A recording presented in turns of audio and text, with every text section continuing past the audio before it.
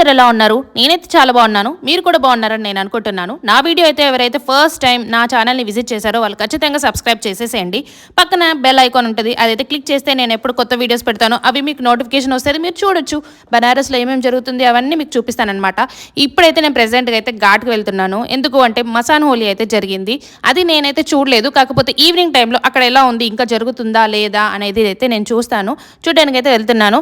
నా వీడియోని అయితే ఖచ్చితంగా సబ్స్క్రైబ్ చేసేయండి. మెయిన్గా ఏంటంటే ఇక్కడికి లేడీస్కి అంత సేఫ్ కాదని చెప్తారు, అందుకనే నేనైతే వెళ్ళలేదు. కానీ చాలా మంది అయితే ఫోటోగ్రాఫర్స్ లేడీస్ వాళ్ళు కూడా వస్తూ ఉన్నారు. కానీ కొన్ని పిక్చర్స్ అయితే నేను చూశానమాట. చాలా బాగా చేశారు హోలీ. ఇక్కడ మెయిన్గా ఏంటంటే ఒక బృందావనంలో ఇంకొకటి కాశీలోనే మెయిన్గా హోలీ అయితే చేస్తారు. నేను ముందు వీడియోలో అయితే చెప్పాను కదా, అలాగనే అనమాట. మెయిన్గా ఇక్కడ ఏంటంటే హరిశ్చంద్ర ఘాట్ అండ్ మణికర్ణిక ఘాట్లో అయితే హోలీ అయితే ఆడడం అయితే జరుగుతుంది. మెయిన్ ఫస్ట్ అక్కడ ఆడిన తర్వాతనే పక్కన ఇంకా నెక్స్ట్ డే అయితే ఆడడం అయితే జరుగుతుంది. ఇంకా కాశీ విశ్వనాథ్ టెంపుల్లో కూడా అనమాట బాగా హోలీ చేస్తారు. ఇక్కడ కొన్ని క్లిప్స్ అయితే మా ఫ్రెండ్స్ అయితే నాకు పంపించారు. వాళ్ళు ఆల్రెడీ ఇక్కడికి వచ్చి తీసుకున్నారు. ఇంకా నేను 4 o'clock అయితే ఇక్కడికి వచ్చాను కదా, అదైతే మీకు చూపిస్తున్నాను. ఎలా ఉంది ఇక్కడ పరిస్థితి, ఎలా జరిగింది అవన్నీ నేను ఈ వీడియోలో అయితే చూపిస్తాను, చూసేయండి.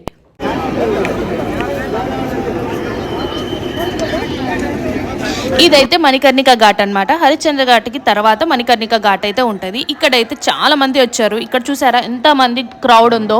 అసలు వీళ్ళని కంట్రోల్ చేయడానికి చాలా మంది పోలీసులు అయితే ఇక్కడే ఉంటారు. అసలు లాస్ట్ టైం కంటే ఈసారి చాలా అంటే చాలా మంది వచ్చారంట. ఎందుకంటే కుంభమేళ తర్వాత సాధువులు అఘోరాలు వీళ్ళందరూ ఇక్కడే ఉండిపోయారు కాబట్టి.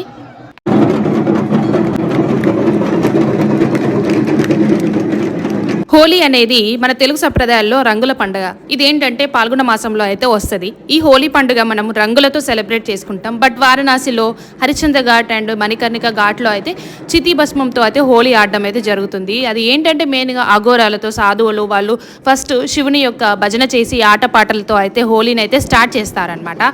ఇలా డమరుకంతో వాయించుకుంటూ ఆహ్వానం కూడా చెప్తారు. అయితే ఇక్కడ ఏంటంటే మెయిన్గా చితాభస్మంతో ఊదుకుంటూ అంటే ఆ యొక్క భస్మాన్ని ఊదుకుంటూ శవాల పైన పండుగలు అలాగా చేస్తూ ఉంటారనమాట. దీన్నే మృత్యు పండుగ అని కూడా చెప్తా ఉంటారు. అయితే పురాణాల ప్రకారం ఏం చెప్తున్నారంటే శివపార్వతులు వివాహం ఆడిన తర్వాత ఇక్కడికి వచ్చి హోలీ ఆడారని చెప్తా ఉంటారనమాట. దీనినే మసాన్ హోలీ అని కూడా అంటారు.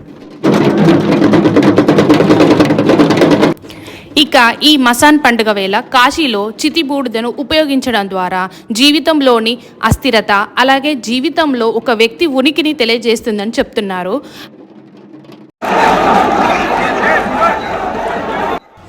మనిషి తన భయాన్ని అదుపులో ఉంచుకొని మరణ భయాన్ని విడిచిపెట్టినప్పుడు జీవితంలో ఆనందాన్ని పొందుతారని, అందుకే ఈ మసాన్ హోలీ పండగ మరణ పండగంతో సమానంగా జరుపుతారని ఇక్కడ చెప్తున్నారు.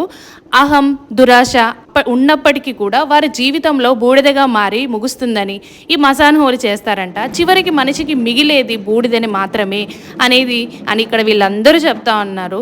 ఈ మసాన్ హోలీలో చూసారా ఇక్కడ డమురుకంతో ఆ శివయ్యకైతే ఆహ్వానించడం అయితే జరుగుతూ ఉంటుంది. ఈ మసాన్ హోలీలో చాలా మంది అంటే వేరు వేరు మతాల వాళ్ళు కూడా వచ్చి ఇందులో పార్టిసిపేట్ చేస్తూ ఉంటారు. మీరు చూడొచ్చు ఇప్పుడు శివయ్యని ఆ వివాహం ఆడిన తర్వాత ఇక్కడ తీసుకురావడం అయితే జరిగింది. మీలో ఎంతమందికి ఆ శివపార్వతుల యొక్క వివాహం ఎలా జరిగిందో, ఆ సమయంలో శివయ్య ఎవరెవరిని పిలిచాడు, ఏ రూపంలో ఉన్నాడు, ఎలాగా శివపార్వతుల యొక్క వివాహం జరిగింది, ఆ పార్వతి యొక్క ఇంటికి ఏ రూపంలో వెళ్ళాడో కింద తెలిస్తే నాకు కింద కామెంట్ పెట్టేసేయండి అండ్ లైక్ కూడా కొట్టేసేయండి. దాని గురించి అయితే నేను ఈ వీడియోలో చెప్తాను. చాలా ఇంట్రెస్టింగ్గా ఉంటుంది. అసలు శివయ్య ఆ రూపంలో ఉన్నప్పుడు వాళ్ళు ఏమేమన్నారు, అసలు ఎలా ఒప్పుకున్నారు, అసలు వివాహం ఎలా జరిగింది, అవన్నీ కూడా మీకు తెలిస్తే కింద కామెంట్ పెట్టేసేయండి అని నేను కూడా చెప్తాను. ఇప్పుడు చూడండి ఆ శివయ్యని ఎలా తీసుకొని వస్తున్నారో.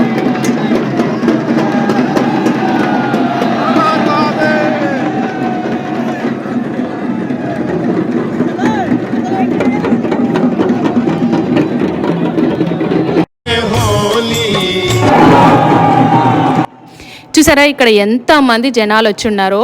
అసలు వీళ్ళని క్రౌడ్ కంట్రోల్ చేయాలి అంటే చాలామంది పోలీసు వాళ్ళ వల్ల కాలేదంట. చాలామంది అసలు రావడం అయితే జరిగింది.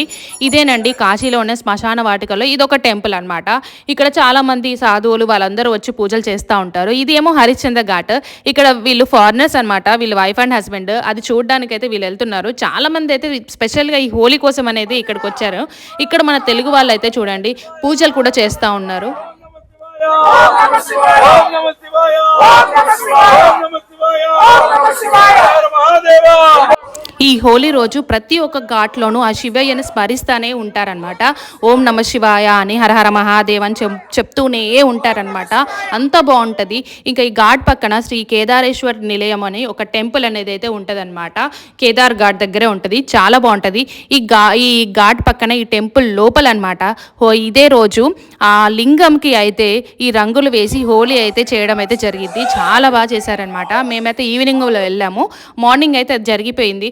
చాలా అంటే చాలా అందంగా ఉందన్నమాట. ఆ శివయ్యని చాలా చక్కగా అలంకరించారు. ఇంకా చాలా క్యూ ఉంది. ఇంకా మేము అలాగనే టీవీలో అయితే చూడడం అయితే జరిగిందనమాట. దర్శనం అయితే చేసుకున్నాం. చూసారా ఆ టెంపుల్ పక్కన కూడా ఎలా రంగులతో మొత్తం టెంపుల్ మొత్తం రంగులతో నిండిపోయింది. మార్నింగ్ అయితే ఇంకా డమరుకాలతో అవన్నీ అసలు చూస్తే మీకు ఒకలాంటి పాజిటివ్ వైబ్స్ అయితే రావడం అయితే జరుగుతుంది. అయితే శివయ్య పార్వతిల వివాహానికి శివయ్య ప్రతి ఒక్కరిని కూడా ఆహ్వానిస్తాడనమాట. దేవతలు, దయ్యాలు, రాజులు, దేవతలు వాళ్ళందరినీ కూడా ఆహ్వానిస్తాడు. అయితే పెళ్లి కొడుకు రూపంలో ఉన్న శివయ్య జడలు కట్టిన జుట్టుతో మొత్తం విభూది వల్లంతా రాసుకొని రక్తం కారుతున్న ఏనుగుల చర్మాన్ని ధరించి ఆ పార్వతి యొక్క ఇంటికైతే వెళ్ళడం అయితే జరుగుతుంది. అక్కడ పక్కన వాళ్ళతో శివయ్యతో పాటు ఉన్న వాళ్ళందరూ రాక్షసులు వింత వింతగా చేష్టలు చేస్తూ ఉన్నారంట. అండ్ సౌండ్లు కూడా చేస్తూ ఉన్నారు. సో ఇదంతా చూసిన పార్వతి యొక్క తల్లి కళ్ళు తిరిగి కింద పడిపోయింది అనమాట.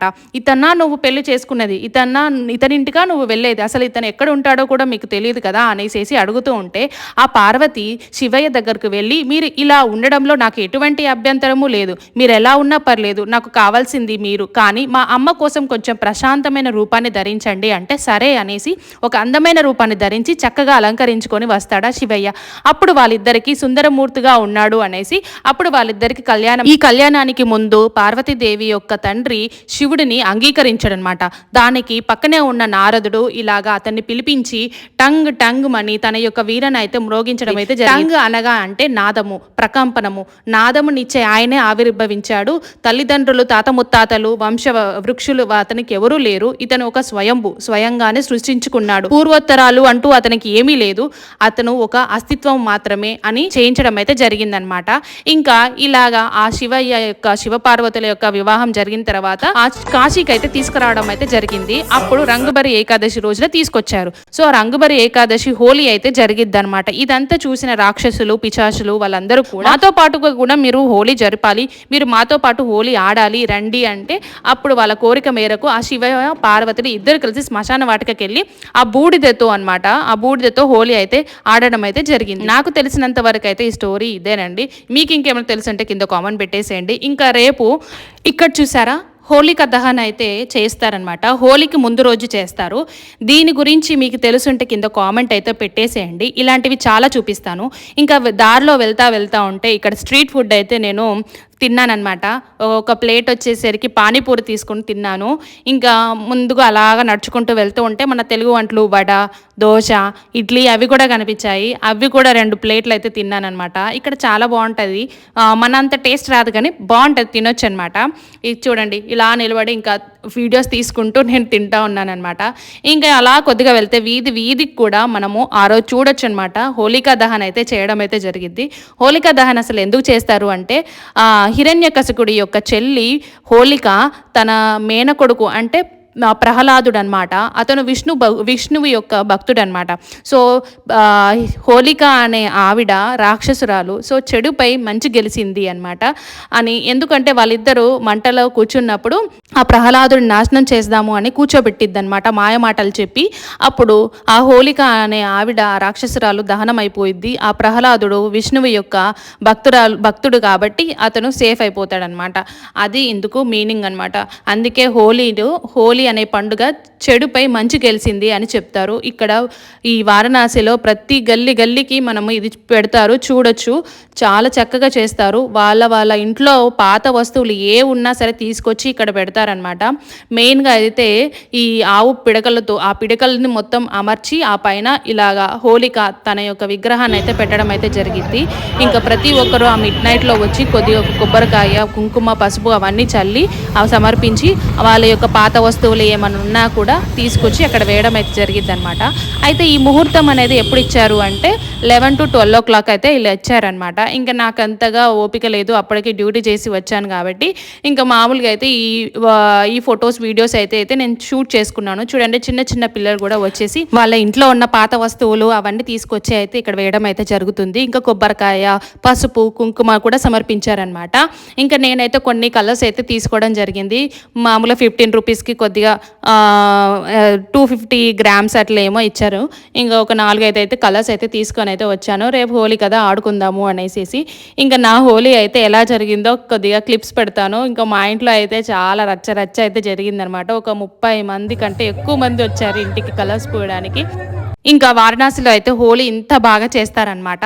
ఇంకా నా వీడియో నచ్చినట్లయితే ఖచ్చితంగా షేర్, లైక్ అండ్ సబ్స్క్రైబ్ చేసేయండి. ఇంకా 2-3 వీడియోస్ అయితే పక్కన పెడతాను, అవి కూడా చూసేయండి.